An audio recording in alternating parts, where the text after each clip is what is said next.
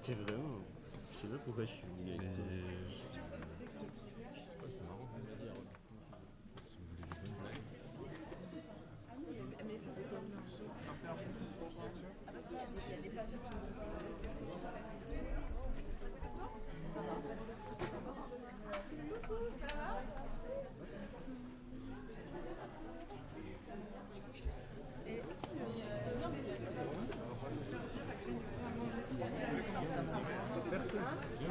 Vous pouvez commencer à grignoter, manger, boire. Donc, vous pouvez commencer à grignoter, couper le fromage, boire. Ça, c'est un absinthe roman, donc c'est du vin blanc qui a été infusé avec de différents épices. Ok. Ouais. Donc, mais vous pouvez manger, avancer, au vin. Le fromage, c'est excellent ça. J'ai bien une date. Vous pouvez faire de la teinte? Qui veut du fromage?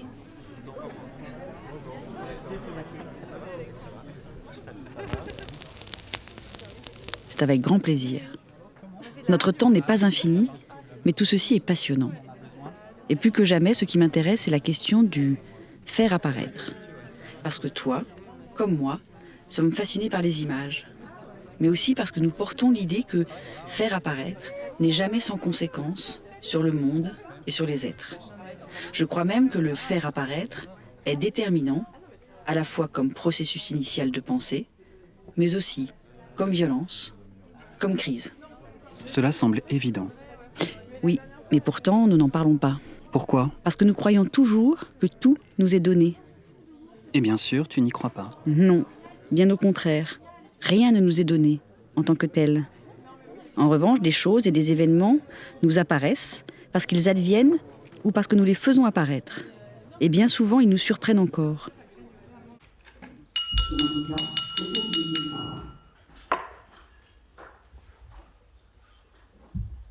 J'aimerais porter un toast à Phèdre, qui ouvre le banquet en affirmant qu'Eros est le plus ancien des dieux. Ce qui signifie aussi qu'il est le plus vénérable et le plus proche de l'origine du cosmos. Ce rappel cosmologique traduit une intuition métaphysique. L'amour n'est pas un sentiment parmi d'autres. Il est la force originaire du monde. Phèdre définit l'amour par sa puissance formatrice. Aimer, c'est apprendre à être vertueux, car le regard de l'être aimé impose à l'amant un idéal de perfection. Ainsi, l'amour enseigne la honte du mal et le désir du bien. Le regard de l'autre, intériorisé, devient miroir et juge. Le cœur du discours de Phèdre repose sur une série d'exemples mythologiques. Alceste, Orphée et Achille. Il montre comment l'amour peut élever les individus au-dessus d'eux-mêmes. Ces figures ont en commun le sacrifice comme vertu, signe d'un dépassement de la peur et de l'instinct de survie. En prenant ces amours héroïques comme exemple, Phèdre souligne également le pouvoir civilisateur d'Eros. L'amour ne se contente pas uniquement de faire battre nos cœurs, il ordonne la cité en inspirant à ses citoyens des comportements exemplaires. Le guerrier amoureux combat avec plus de courage, le citoyen amoureux agit avec plus d'honneur. L'amour devient ciment de la cohésion sociale. Cette vision héroïque s'accompagne d'une limite. Elle reste fondée sur la gloire et la reconnaissance. Mais la naïveté de Phèdre, dans son discours, n'est pas sans valeur. Il capte quelque chose d'essentiel, qui est la dimension affective et passionnée de l'amour. Il rappelle que toute spéculation sur l'amour trouve sa source dans une expérience vécue, l'éblouissement face à la beauté, la honte de décevoir, la fierté d'aimer. Et puisqu'on parle de fierté d'aimer, j'aimerais revenir sur un des amours héroïques cités par Phèdre, celui entre Achille et Patrocle. Chez Homère, cette relation entre Achille et Patrocle n'est pas codée sexuellement. Elle relève davantage de la philia, l'amour noble entre compagnons. Celui qui unit des êtres par le courage, la loyauté et la souffrance partagée. Mais la profondeur émotionnelle, la tendresse, la douleur du deuil d'Achille ouvrent à la possibilité d'une lecture affective, voire érotique, que la culture grecque n'hésitera pas à explorer. Autrement dit, Homère nous laisse un espace d'interprétation que chaque époque peut remplir selon ses propres représentations du désir masculin.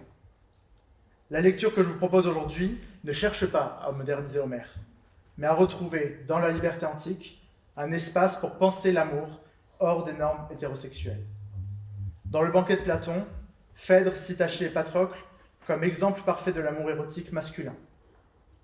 Mais il ne s'agit pas d'un héros sexuel, au sens moderne, c'est un amour de la vertu et de la beauté, un éros qui élève l'âme, comme je l'expliquais plus tôt. Dans la Grèce antique, il n'existe pas le terme gay. Le désir s'inscrit dans des rapports de rôle, de pouvoir, d'âge et de beauté. Achille et Patrocle ne sont ni homosexuels ni amis. On peut davantage parler d'un lien qui échappe à nos catégories. C'est précisément ce qui les rend fascinants aujourd'hui. Leur amour devient alors un espace de fluidité affective, symbolique et surtout politique. On pourrait dire qu'Achille et Patrocle sont des figures queer de la Grèce antique. Ils déplacent les normes de la virilité grecque et réinventent la possibilité d'un amour masculin vulnérable, doux et tragique. Dire ils étaient gays est trop simpliste et historiquement anachronique, mais c'est profondément juste symboliquement. Non pas parce qu'ils étaient homosexuels, mais parce que leur histoire porte en eux la possibilité d'un amour non normé, d'un lien où la force héroïque se confond avec la tendresse et où l'amitié se fait chair, sacrifice et deuil. Leur relation, réinterprétée à travers ce prisme queer, met à nu la part d'ambiguïté, de désir et de fragilité qui fondent tout amour, antique ou moderne. Écoute, j'ai réfléchi à propos de Pausanias en fait, et c'est vraiment un homme de salon. Tu vois, le mec est élégant, raffiné, sûr de lui, enfin la totale quoi. Et puis bon, c'est aussi le mec et l'amant d'Agathon, le dramaturge.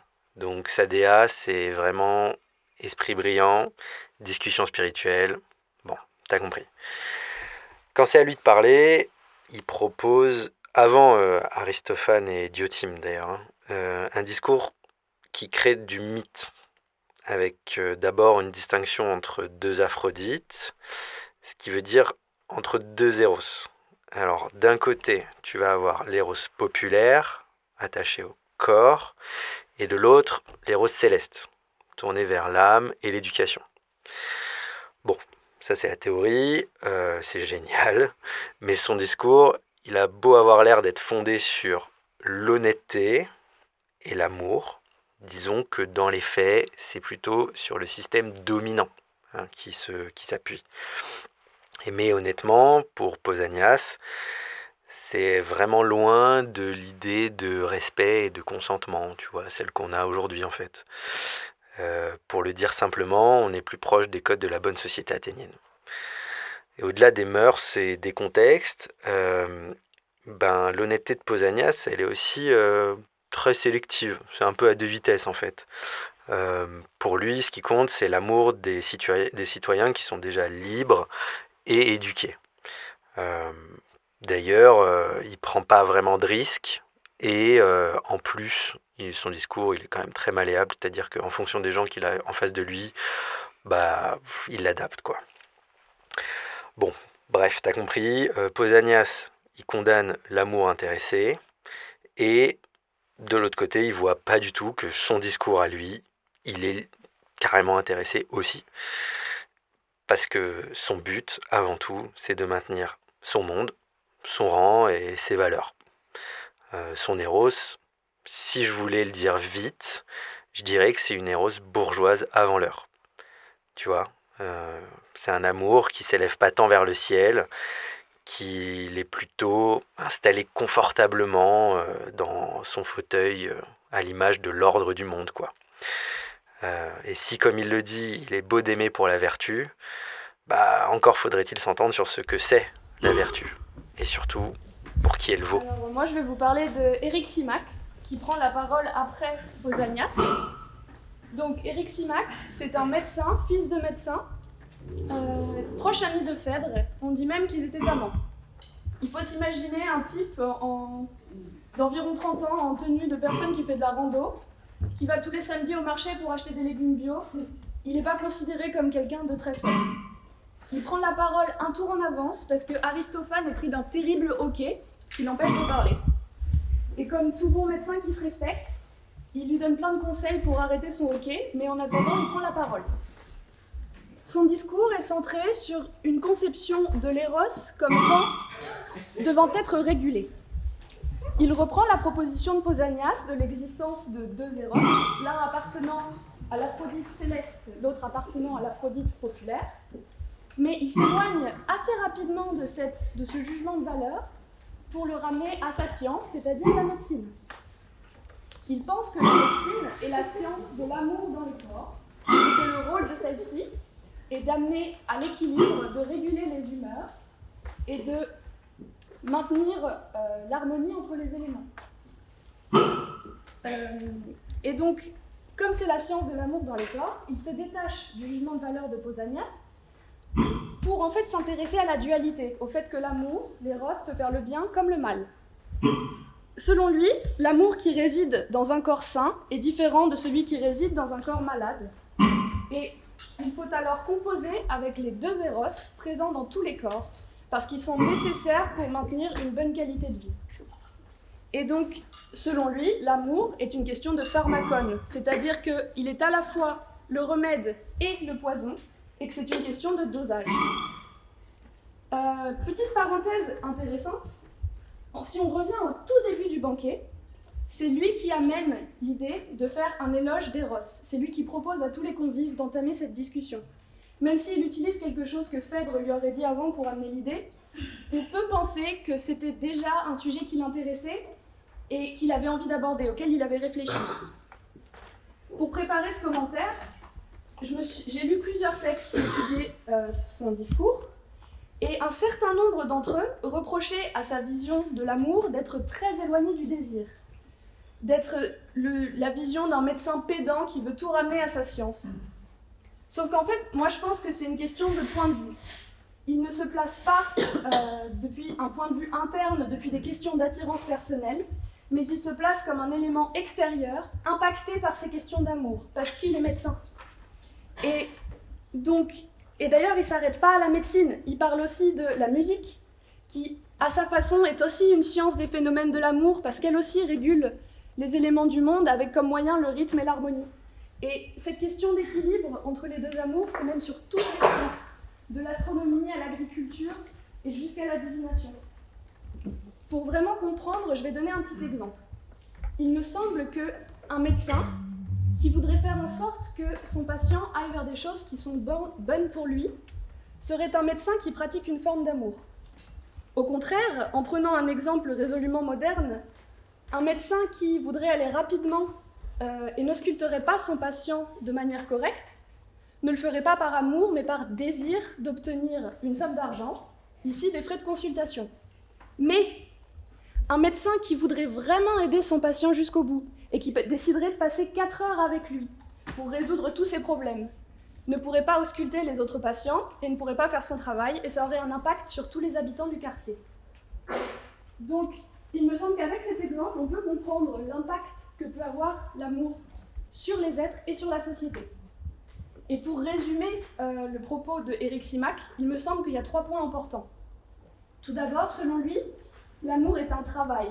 C'est quelque chose qui doit être entretenu, maintenu, soit par soi-même, soit par quelqu'un d'extérieur, par exemple un médecin. Deuxième point, l'amour, aller vers le bon amour et aller vers ce qui est bon pour nous, résulte d'un choix, d'une décision et non pas d'un instinct. Et troisième point, l'amour est une sorte de puissance qui permet le mouvement et qui est à la base de tous les liens entre les éléments du monde. C'est ce qui nous permet de vivre ensemble, de faire société et d'habiter notre monde. Et tous ces éléments sont, selon moi, la raison pour laquelle le discours d'Éric Simac est un des plus étrangement contemporains. De par le fait qu'il mentionne la nécessité des sciences de s'intéresser à la question de l'amour, et de par le fait qu'il pense que l'amour est une question qui impacte à la fois les êtres et la société. Il fait de l'amour un problème foncièrement politique et écologique.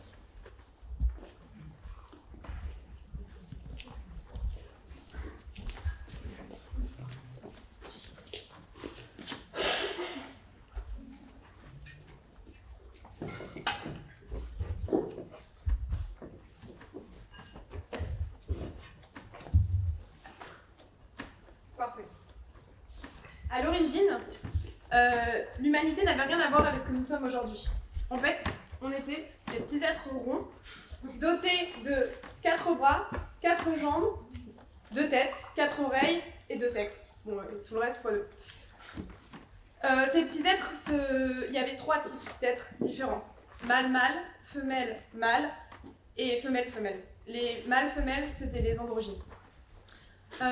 Ces êtres, ils se déplaçaient soit tout droit d'un sens de l'autre, ou alors ils pouvaient tourner comme ça, Enfin, fatalement, ils allaient hyper vite parce qu'avec autant de bras et de jambes, ils étaient hyper forts. Comme ils se sont pris de confiance, ils ont décidé de grimper la montagne pour attaquer les dieux et prendre leur place. Là, ça a mis Zeus très très en colère, et en fait, pour les punir, il les a séparés en deux.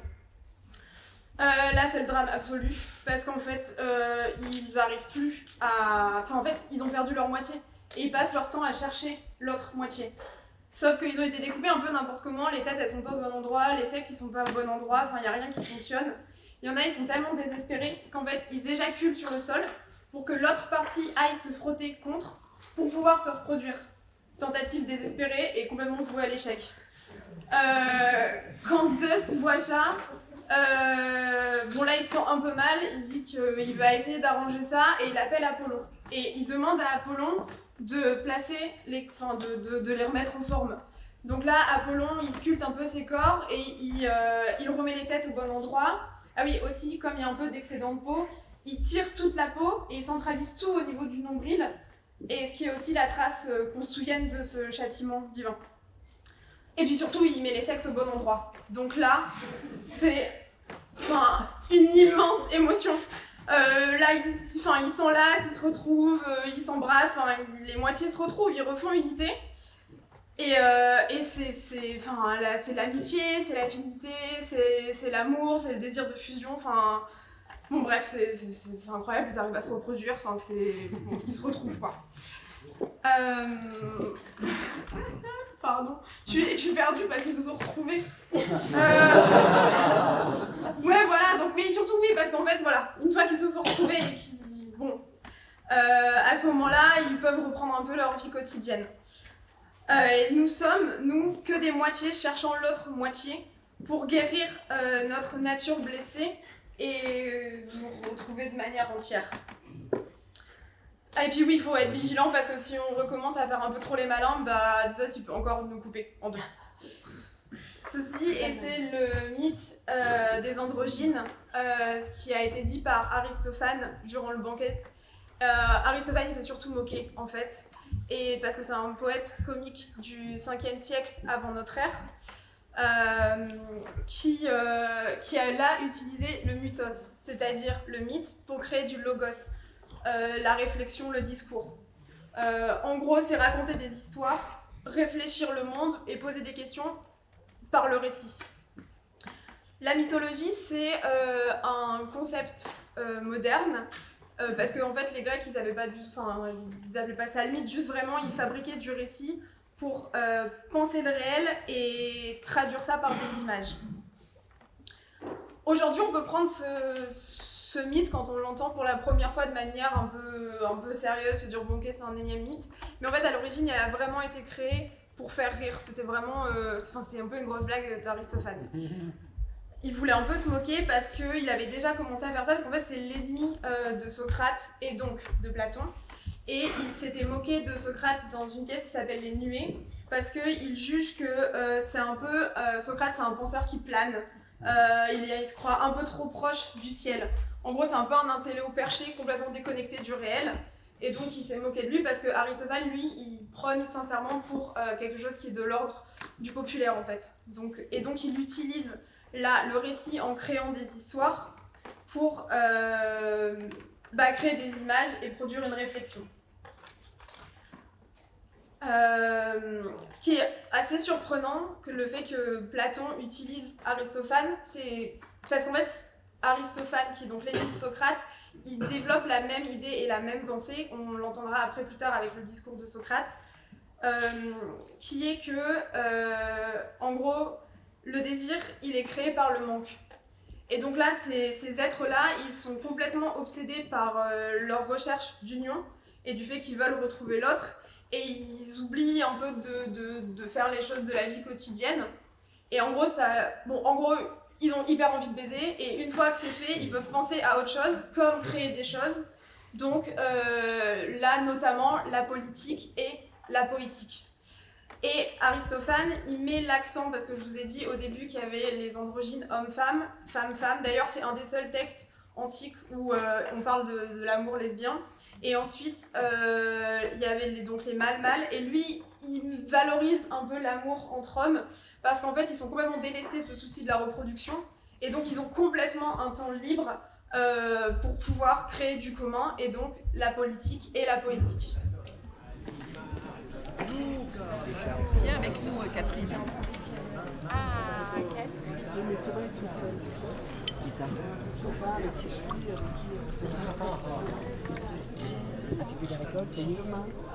Tu récoltes quoi? Ah oui. Un peu de panneau.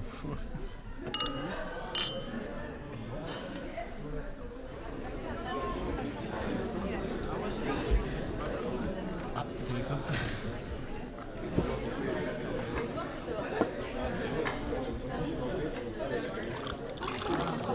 Bienvenue à toutes et à tous, chers amis, chers convives. J'ai une grande voix aujourd'hui. Je suis le célèbre Agathon, le maître de la maison. Et cette fête, ce banquet, à laquelle vous étiez tous été conviés, est donné en l'honneur de mon premier drame, avec lequel hier, j'ai remporté la victoire aux fêtes lénéennes, à l'âge de 30 ans à peine, un véritable jeune talent de la tragédie. Excusez-moi si ce soir, je ne vous accompagne pas avec un verre. Buvez, profitez et mangez le gâteau surtout.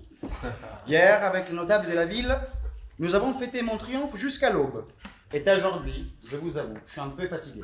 C'était une soirée extraordinaire et une cuite aussi assez vénère. Que je jouisse d'une grande renommée à Athènes, c'est chose certaine. Mais après autant de temps, il est difficile de dire qui je suis vraiment aujourd'hui. De mon œuvre, il ne reste presque rien. Quelques fragments épars, incapables de restituer mon immense puissance plastique. Je n'existe qu'à travers ceux qui ont parlé de moi. Dans sa poétique, par exemple, le bon vieux Aristote me mentionne comme une exception remarquable, un cas unique avec mon œuvre La Fleur, pièce extraordinaire, malheureusement perdue.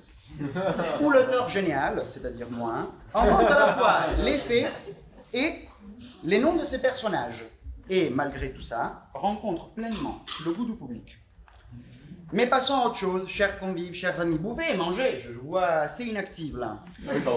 Laissez-moi vous parler du grand Socrate, ou devrais-je dire Platon, le démiurge absent, qui tire le fil de cette mise en scène, qui me critique sans relâche et qui s'approprie de ma technique, celle de raconter des nouveaux mythes, et à la fois présenter des personnages d'invention, comme Poros et Pénia, dont vous allez entendre parler plus tard, ou comme Diotime, cette mystérieuse prêtresse qui personne n'a jamais vue, mais qui maladroitement semble se cacher derrière cette vieille simèse. Et comment oublier le splendide portrait que m'a réservé mon collègue Aristophane, que vous venez d'entendre parler, et qui est assis juste là, ces bouffons sans égal, qui m'a confié un rôle très important dans sa satire très belle, les Thesmophories. Dans cette pièce, dis-tu Aristophane, j'ai une jolie figure, je suis délicat et agréable à voir, je suis blanc, rasé et doté d'une voix de femme. Tu me présentes mollement étendu sur un lit, vêtu d'une tunique couleur safran, entouré par des miroirs, des fioles de parfum et des onguents. Et tu ne t'arrêtes pas là, cher poète comique. Tu m'appelles le vigoureux, étant si nu que je me suis fait enfourcher par un gentil monsieur qui, le lendemain même, ne se rappelait plus qui j'étais. Ça doit être une expérience vraiment décevante, et c'est dommage. Puis, mon ami comique, tu me fais traiter d'infâme débauché et du large cul. Au regret, la deuxième affirmation est vraie. Pour finir, avec ton habituelle élégance, tu affirmes que tu serais prêt à collaborer avec moi en satire. Oula. Par derrière, en érection, le périnée en feu. Merci pour ces beaux portraits, Aristophane. T'as un amour. Mais passons à autre chose, chers amis. Revenons à nous et dépassons cette querelle avec le poète comique, qui m'utilise juste pour ridiculiser l'idée qu'un dramaturge doit devenir ce qu'il écrit, qu'il commence déjà par produire quelque chose de décent, je dirais. En revanche, Platon, tu me fais apparaître dans ces banquets comme le plus beau des convives, le séduisant et irrésistible Agathon. Mais derrière ces portraits flatteurs, pour toi, j'en suis qu'un instrument. Tu me laisses parler, puis tu m'effaces. Et tu me réfutes. Car dans tous tes dialogues, Platon, tu pratiques un jeu subtil et assez pervers, où chaque interlocuteur devient une fonction dramatique, une masque. J'en suis pour toi, pas un homme, mais juste une petite marionnette. Au fond, j'en suis qu'un simple escabeau sur l'échelle d'Eros. une marche parmi d'autres sur le chemin de ces mystères, des mystères auxquels, bien sûr, je ne peux pas accéder. Je suis trop naïve, trop épris de beauté, trop poète, sans doute trop con, peut-être. Précisons ma fonction dans ces banquets, chers convives. Je suis, ou j'incarne, le poète sophiste. Donc, c'est-à-dire, c'est lui qui résout la matière dans la forme, le concept dans l'image et le contenu dans la pure parole. Platon me met dans la bouche un discours artificiel, vide, empoulé, en feu roulant de figures rhétoriques qui font trembler et soupirer tous mes admirateurs. Mais qui, toi, Platon, dans ton snobisme glacial, considère un simple exercice rhétorique qui nous éloigne de la pure vérité. Mon discours est celui d'un poète orateur, un éloge qui présente d'abord qui est l'être loué, puis ensuite énumère les effets dont il est la cause. Et, en bon vainqueur de l'Énéenne, grande compétition de la tragédie, je me permets une critique de mes camarades, que quand même j'aime beaucoup. Aucun de vous n'a loué Eros pour ce qu'il est, mais plutôt pour les bienfaits qu'il accorde. J'en vous en veux pas, hein, vous êtes des déboutantes, des amateurs par rapport à moi. La maîtrise de la forme du poème appartient un peu.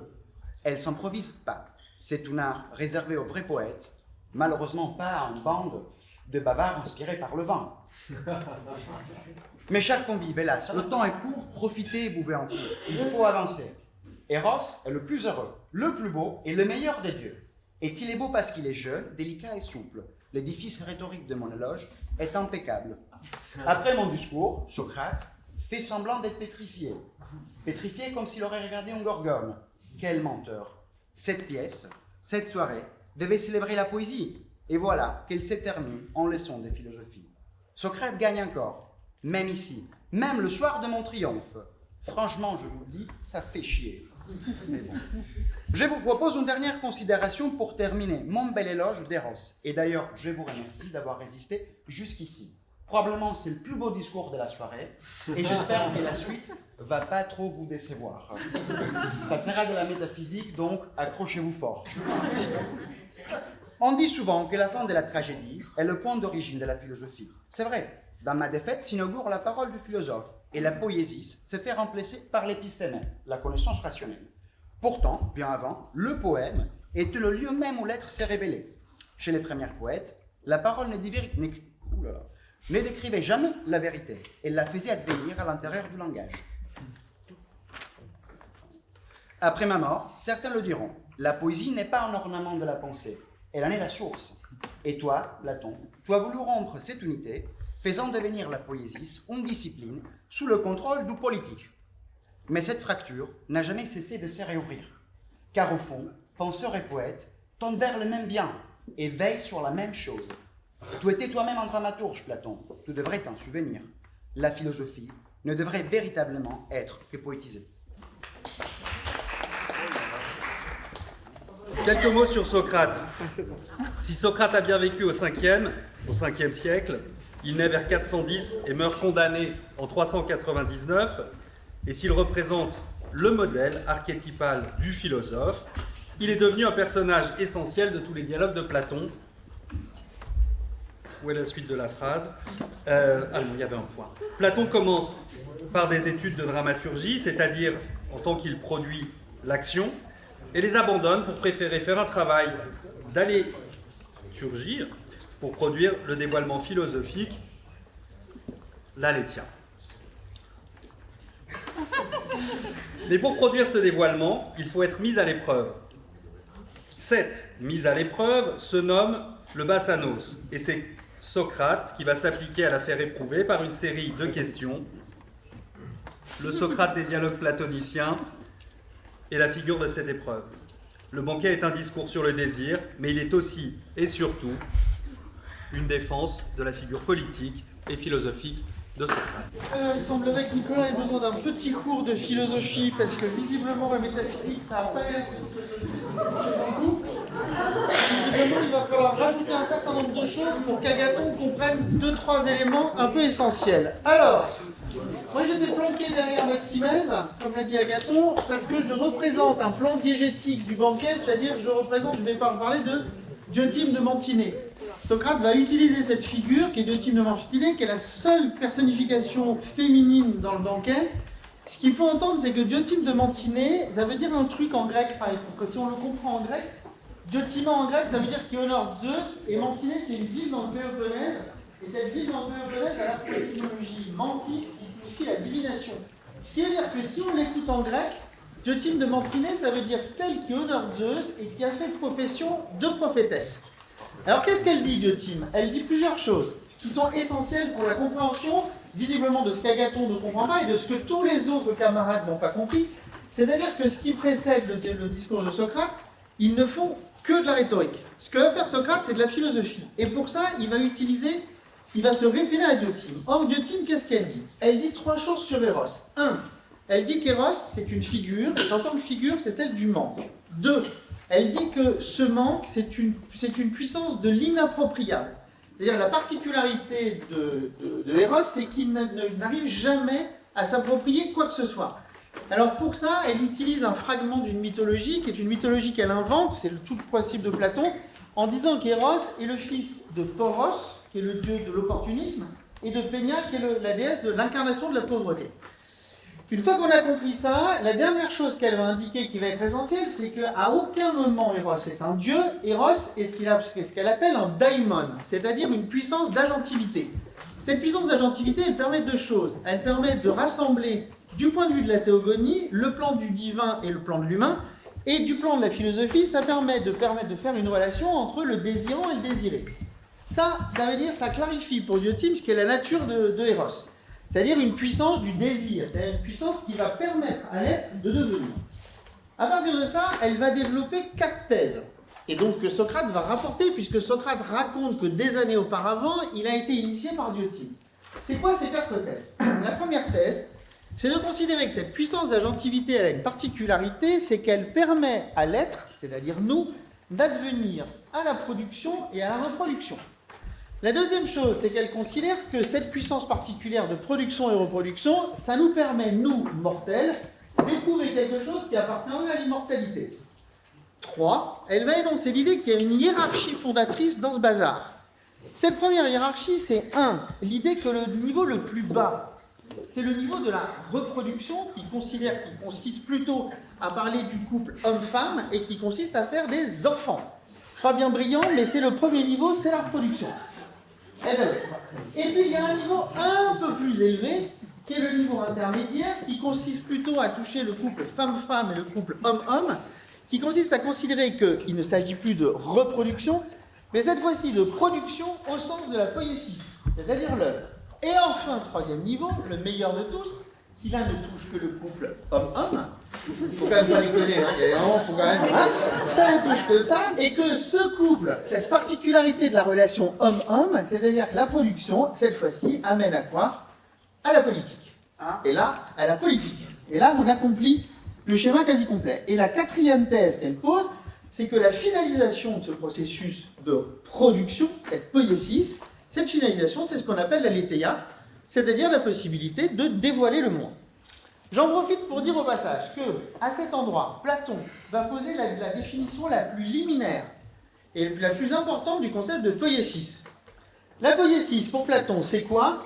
C'est cette cause, to aition en grec, qui permet de faire passer le toméon au toon, c'est-à-dire du non-être à l'être. Ça permet de faire advenir à l'existence. Conclusion, et ça commence à être un peu important, je suis désolé, on fait un peu de métaphysique, hein, mais de temps en temps, il faut quand même remettre les trucs, parce que c'est bien gentil de faire du théâtre et de raconter les trucs, mais la philo, c'est quand même un peu plus important. Qu'est-ce que ça dit, toute cette affaire? Premièrement, ça va énoncer un truc qui va être fondamental, c'est que Diotima de Mantiné, cette personnification féminine, va devenir la forme liminaire et tutélaire de la métaphysique.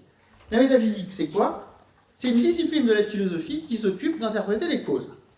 Et ça, c'est une incarnation féminine. Et la deuxième chose, c'est que Platon va produire une ontologie de l'être, qui va être un énoncé qui va être extrêmement important, et que cette ontologie de l'être, elle est fondée sur 2 choses, qui est 1, la poiesis, c'est-à-dire produire, et 2, la letheia, révéler. Conséquence, ou conclusion, le cœur du discours, qui est donc Socrate, qui est cette fonction étrange, qui ne parle pas puisqu'en fait il ne fait que faire une métadiégèse et de raconter ce que lui a annoncé Diotima. Qu'est-ce que dit Socrate? Et bien en fait, qu'est-ce que dit Diotima et qu'est-ce que dit Platon? 2 thèses fondatrices. La première, c'est que la métaphysique a pour tâche le dévoilement du monde, le dévoilement des causes, et deuxième chose, la philosophie a pour tâche le dévoilement de la poésis. J'espère que cette fois-ci, qu'Agathon, ce sera un peu plus clair.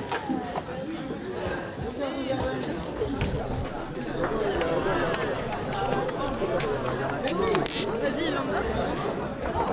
Et il en manque là. Tout le monde a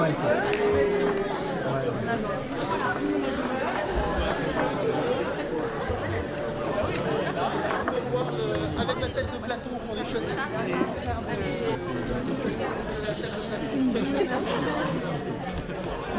faut les garder.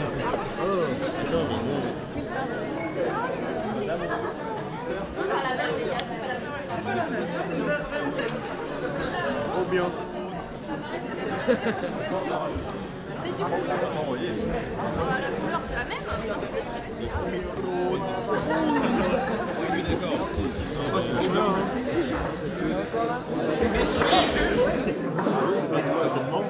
Mesdames, messieurs les jurés, si je suis devant vous ce soir, et j'en ai bien peur, ce sera pour défendre l'indéfendable. Shocking. Vaniteux, orgueilleux. On m'a présenté ce personnage comme étant le pire de ce qui pouvait se faire dans la Grèce antique. On allait jusqu'à me mettre ces mots de traître des traîtres pour décrire qui était cet Alcibiade. Je vais tenter, dans ce court temps qui m'est imparti, de vous le présenter, essayer d'explorer son âme, d'explorer ses limites, en saisir ses contours et voir en quoi, comment, son rôle dans ce banquet, c'est une absolue nécessité. À la fois comme dernier protagoniste et in fine comme seul acte d'amour. À la fois pour Socrate et ses pairs, et pour Platon qui tient la plume. Soit, de quoi on l'accuse, Socrate? Venez, plaidons ensemble. Notre Alcibiade, il est né dans une riche famille athénienne. Xénophon, Platon, Plutarque témoignent chacun de sa beauté. Romilly son argent, Lucien Samosate de ses mœurs. C'est l'élève de Socrate. C'est que de l'ubris sointant. Il est orgueilleux, il est débauche. La guerre du Péloponnèse commence, et après 10 ans, il signe sa première victoire, en doutant du bien fondé, en fait, de Sparte, et de la confiance que cette ville essayait de placer. Il devient, à ce moment-là, un des 10 magistrats de la ville. Il propose une expédition en Sicile, officiellement pour défendre la Ségeste, officieusement pour étendre l'impérialisme, et ivre, la veille du départ, il mutile les statues et il trahit les mystères d'Éleusis. Oh. Il est condamné. C'est pas vrai. Il perd son poste. Il s'exile à Sparte. Il couche avec la femme du roi. Échappe à l'assassinat. Calcule, manœuvre, revient, triomphe. Après une dernière défaite, il va partir en Bithynie, où il ne se fera assassiner 2 semaines plus tard, sous les javelots ennemis. On a donc vu condamnable ce soir, en tout cas le semble-t-il. Mais il y a une question qui a été posée au début de ce banquet qui nous fera bien de revenir. Que signifie Héros? Qui est-il? Quelles sont ses œuvres? Alcibiade, on lui pose cette question, la seule réponse qu'il donne, c'est lister ces moments où, selon ses dires, il aime Socrate.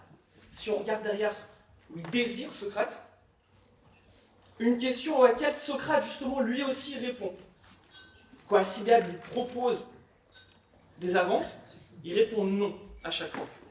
Même dans la froideur d'un lit, même face à ce qu'Athènes faisait de meilleur en termes de parti, Socrate refuse les avances. Socrate, c'est l'homme du logos qui se refuse au corps. Alcibiade, c'est l'homme du corps qui force le passage du discours au geste. On a donc une première accusation. L'amour d'Alcibiade n'a des roses que le nom. L'amour, je crois, j'espère, vise autrui dans sa faiblesse. Diotime, dans sa contemplation de la beauté pure, elle a été interrompue. Et Alcibiade, dans la diégèse, comme dans son âme, Malgré ses mots, malgré sa plainte, il n'aura jamais accès à cette beauté. Qu'est-ce qu'il voit chez Socrate? Qu'est-ce qu'il va chercher? Qu'aime-t-il vraiment chez son maître? Il va citer son corps, il va citer sa peau, il va citer chacune de ses nuits passées à ses côtés. Il va citer cette possibilité infime, latente, d'une chute qu'il désire profondément. Socrate, c'est le seul qu'Alcibiade n'arrive jamais à séduire. C'est peut-être pour ça qu'il le désire vraiment.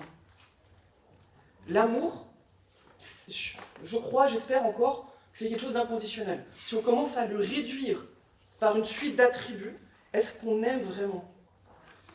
Et c'est peut-être là la faute d'Alcibiade. C'est l'échec de Socrate. Il l'incarne et jamais ne transcende. Ça devient une silène creuse et vide, avec un héros des plus laids. Pourtant, je crois qu'il faut qu'on reprenne cette plante. Alcibiade n'a ce soir pas à se présenter sur le banc des accusés. C'est un témoin dans une autre affaire. Sa défense, elle est sans faille. Socrate est innocent par le propos d'Alcibiade. Et ça change 16 ans après la peine, 16 ans après la condamnation. On a Socrate, Socrate intact, Socrate juste, Socrate transcendant, Socrate incarné. Par les mots d'Alcibiade, le fou confond les sages et l'ivre confond les sobres. Alcibiade défend Socrate. En 399, quand on a ce procès du maître, on lui reproche l'impiété, mais ce n'est pas vraiment un motif en soi. Le réel motif qui va déplaire aux Athéniens, aux Athéniennes, c'est cette gravité sans nom de corrompre la jeunesse. Sauf que Socrate, ce soir et dans ce banquet, par le récit de ce perturbateur, il reste droit dans ses bottes. Face à la gloire, face à l'hubris, face à la beauté de cette jeunesse incarnée en Alcibiade, il ne flanche pas, il reste juste. Socrate est innocent. Alcibiade, devant nous ce soir, il est dionysiaque, son trouble, son ivresse, ça perturbe l'ordre public. Et ça permet, par dialogue avec Socrate, de l'innocenter. Il n'est pas juste par essence, Socrate, il est dans son agir. Une fois qu'on le confronte avec ce nom que lui a permis Alcibiade. Alcibiade ne subit jamais ce banquet. En fait, c'est grâce à lui qu'on peut le voir advenir. Sans Alcibiade, tous les discours qu'on a eu jusqu'au début, c'était du logo, c'était du discours, c'était creux, c'est le seul qui vient incarner quelque chose. Sans pour autant aller dans une forme de rachat. Alcibiade, il ne sauve rien. La seule chose qu'il fait, c'est détraquer la chose, c'est fissurer, c'est proposer ce pas de côté. Tout ce que les protagonistes du banquet mettent à distance, par chacun de leurs discours respectifs, lui, il le jette sur la table. Sa honte, c'est sa structure, sa brûlure, c'est sa révélation. Jamais, à aucun instant, en aucun signe, il cherche un salut, il cherche du sens. Alcibiade, il incarne l'altérité dont on avait besoin dès le début. Dans l'économie du banquet, c'est la dépense. C'est un trop, c'est un reste. En fait, dans ce qu'il a de pire, il permet la révélation de la vertu. L'idéal sur la dépense est vide, la dépense sans idéal se consume, et c'est dans cette condamnation que se révèle la droiture de Socrate. Ce qui permet en fait que ce banquet, à la fois ce soir, à la fois dans les pages que propose Platon, chaque instant, chaque regard qu'on lui offre amène de nouveaux juges. Et malgré l'achèvement de la condamnation à mort, ça réouvre les possibles. Et c'est peut-être là la vraie faute. On a mis à mort Socrate. On a mis à mort la beauté, on a mis à mort l'amour, on a mis à mort cette innocence, on a mis à mort le langage. Puisse peut-être Socrate rester vivant par notre récit, par nos ivresses et par ses amours. Alcibiade, c'est l'altérité. C'est cette possibilité de l'autre. La Grèce, elle n'aurait jamais pu supporter deux Alcibiades. Mais on lui en a offert qu'un seul. Et elle a réussi à le supporter. Et je crois que ce soir, nous, on va pouvoir supporter cet Alcibiade. Je vais poser un toast. C'est qui Alcibiade? Je me demande. Alcibiade! Alcibiade!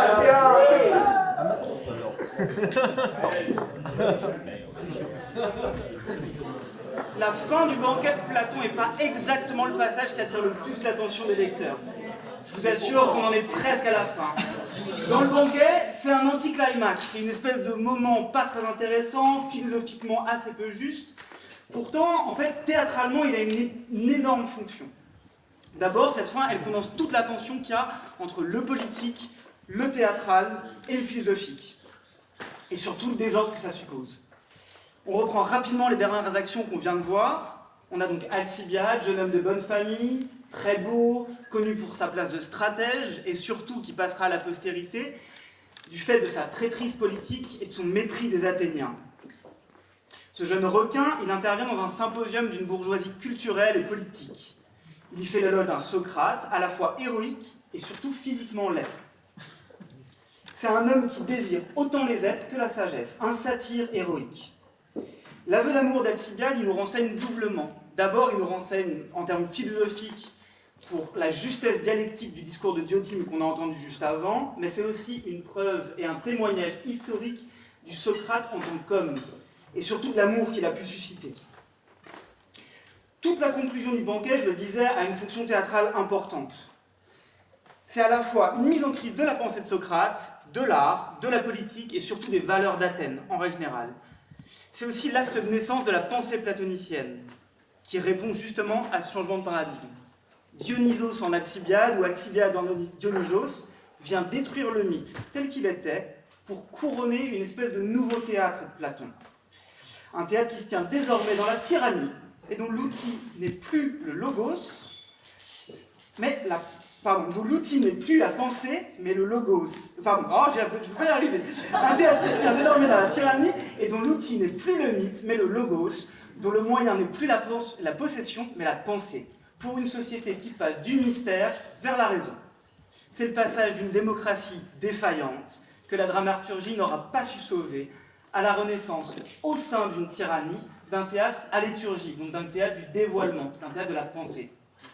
Depuis le début de la pièce et jusqu'à la fin, Socrate il joue le rôle d'un quasi-hiérophante. Donc il est guidé par son daimon et il vient guider les initiés.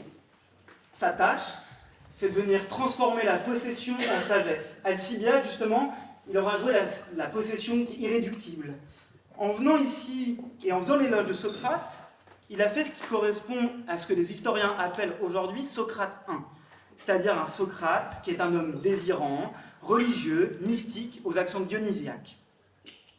Après l'intervention des fêtards, de Nochotte, le banquet se dissout dans la fatigue, l'ivresse. Il ne reste que 3 personnages. Socrate, justement, Agathon, le poète tragique, et Aristophane, le poète comique. Ces 2 derniers, c'est le visage impuissant du théâtre dans la politique grecque, parce qu'évidemment, le théâtre tient une énorme place dans la politique à cette époque. Et ça se résume dans un petit dernier gossip. Il me dit, en gros, que Socrate força ses 2 interlocuteurs à reconnaître qu'il appartient au même homme de savoir traiter la comédie et la tragédie, et que le vrai poète tragique, s'il est avec art, est en même temps poète comique.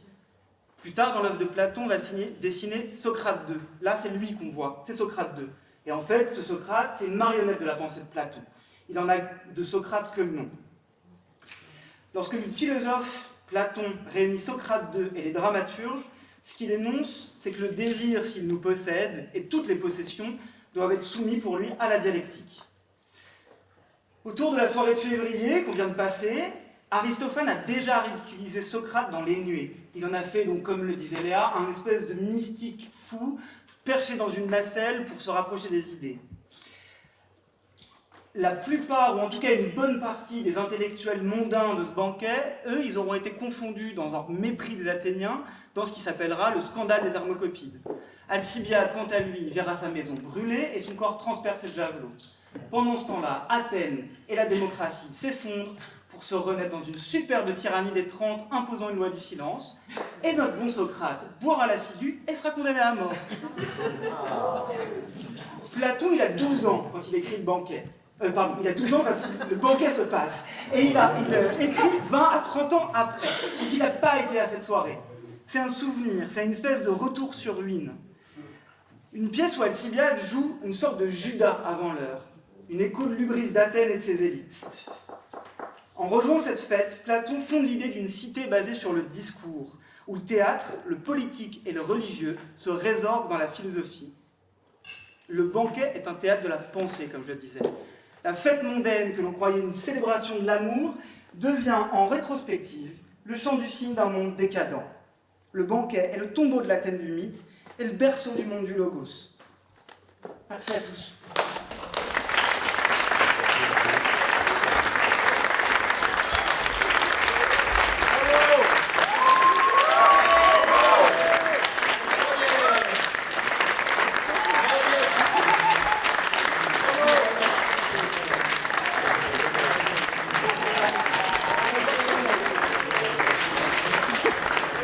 Ouais.